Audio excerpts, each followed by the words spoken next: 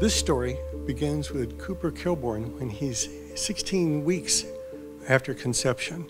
We were actually on our way to a family vacation in Florida, and we had a car accident, and we completely totaled our vehicle. However, everyone was safe, but the mother side of me wanted to be sure that we could, just for the peace, know that everything was really okay. So I went to the doctor, and he done just a routine ultrasound.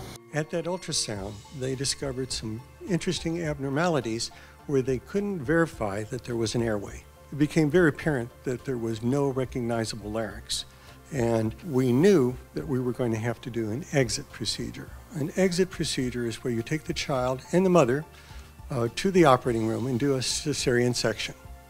But instead of cutting the cord, you leave the child attached to the cord so the child can get the mother's oxygenation from her lungs through the umbilical cord to the baby. Dr. McLeavy and I did an emergency tracheostomy on Cooper.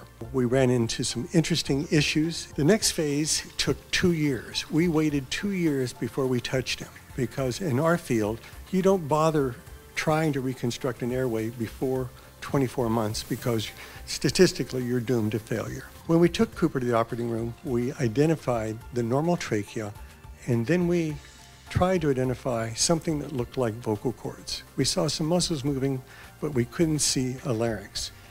We opened up the larynx and found a column of solid cartilage with a little round marble of undifferentiated muscle in it, so there was no anatomical larynx. We reconstructed that with 2 rib grafts. Next, we sculpt those rib graft fragments into structures that would fit into the notches we'd carved into this solid cylinder of cartilage. We cored out the inside of the cartilage, trying to make a lumen. And then we put a Teflon stent inside the lumen. That was to hold everything apart. Then we closed it and hoped for the best. We waited 6 weeks. And then after that 6 weeks, we took him back to the operating room and crossed our fingers and pulled the stent out. And there's a photograph of me looking like an idiot when I saw that the lumen was wide open. This whole thing wouldn't have been possible without certain people. But it's really important that you understand this was a team effort.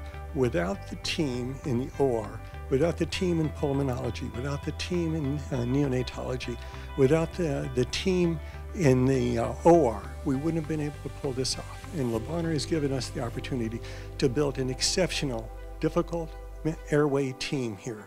And this is going to be another significant milestone for us. You know, it teaches you perseverance.